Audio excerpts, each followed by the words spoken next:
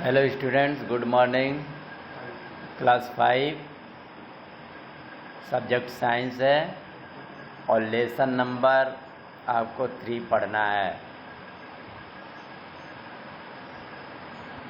Interdependence of plants and animals. Key points: living and non living elements in the environment, interdependence of plants and animals, balance in nature. The surroundings in which we live is known as our environment. हम लोग जानते हैं कि हमारे चारों तरफ के वातावरण जो कुछ भी हो, जहाँ हम लोग रहते हैं, उस चारों तरफ के वातावरण को इन्वायरमेंट कहा जाता है। A living organism interact among themselves and also with non living surrounding. हम लोग देखते हैं कि इस इन्वायरमेंट में सजीव वस्तु और निर्जीव वस्तु भी रहते हैं। अनेक प्रकार के हैं सजीव वस्तु और निर्जीव वस्तु। The living organism are called biotic factors, where is non living surrounding are called abiotic factors. Living वस्तुएं जितने भी हैं उनको हम लोग बायोटिक फैक्टर कहते हैं, और नॉन लिविंग वस्तुएं हमारे चारों ओर हैं उनको अबायोटिक फैक्टर कहते हैं। तो इन्वायरमेंट में बायोटिक फैक्टर और अबायोटिक फैक्टर्स क्या क्या हैं उसके बारे में देखना है। तो biotic factor plants, animals and microbes, ये बायोटिक फैक्टर हो गए। और अबायोटिक फैक्टर्स जैसे air, water, land, temperature, humidity. Interdependence of living and non living things. The biotic and abiotic components of the environment depend upon each other for survival. Biotic और abiotic जितने भी components हैं, ये चीज़ हैं इस environment में, सब एक दूसरे के ऊपर डिपेंड करते हैं, सब एक दूसरे के ऊपर निर्भर हैं। Living things need many non living things for their existence, such as air, water, soil, sunlight and warmth. इसके अलावा जो लिविंग थिंग्स हैं, बहुत से चीज़ों की आवश्यकता होती है, और नॉन लिविंग थिंग्स जो उसके एक्सटेंट हैं, जिसके नॉन लिविंग थिंग्स पर भी वो लोग डिपेंड रहते हैं, जैसे air, water, soil, sunlight, warm. अगर ये नहीं रहेंगे तो नॉन लिविंग थिंग्स को परेशानी हो जाएगी। तो हर चीज़ बायोटिक फैक्टर्स और बायोटिक पर भी डिपेंड करता है। Air, plants use carbon dioxide and give out oxygen. आप जानते हैं कि पौधे कार्बन डाइऑक्साइड यूज करते हैं और ऑक्सीजन छोड़ते हैं।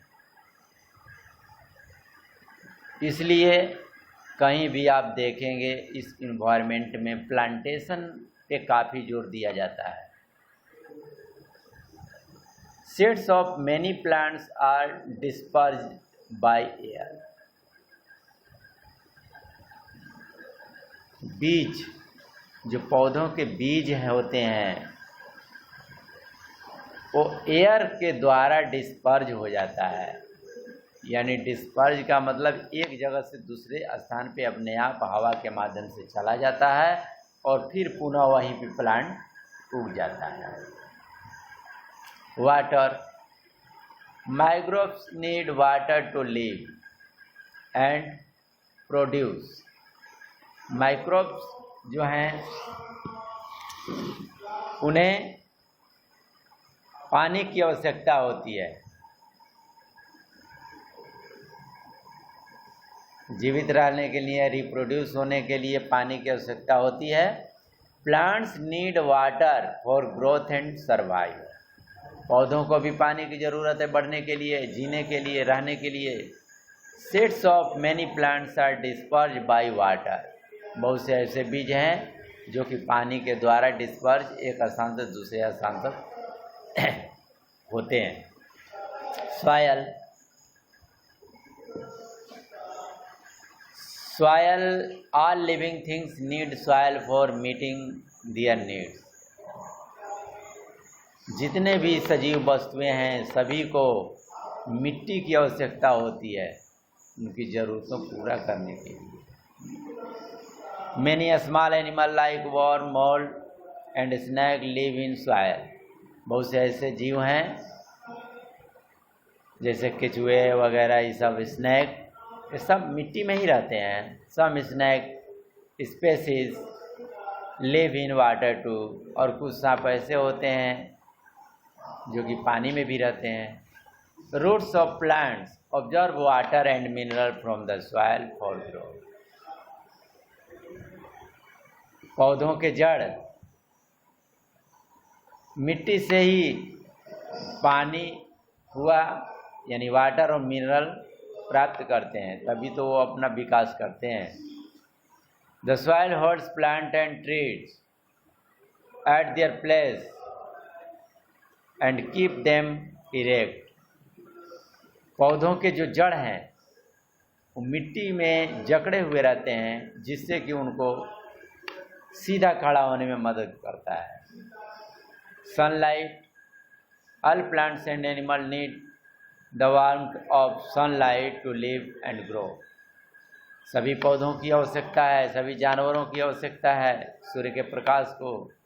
इसको आवश्यकता यही है कि उससे वो लोग जीते हैं, बढ़ते हैं और उनको गर्म रखते हैं।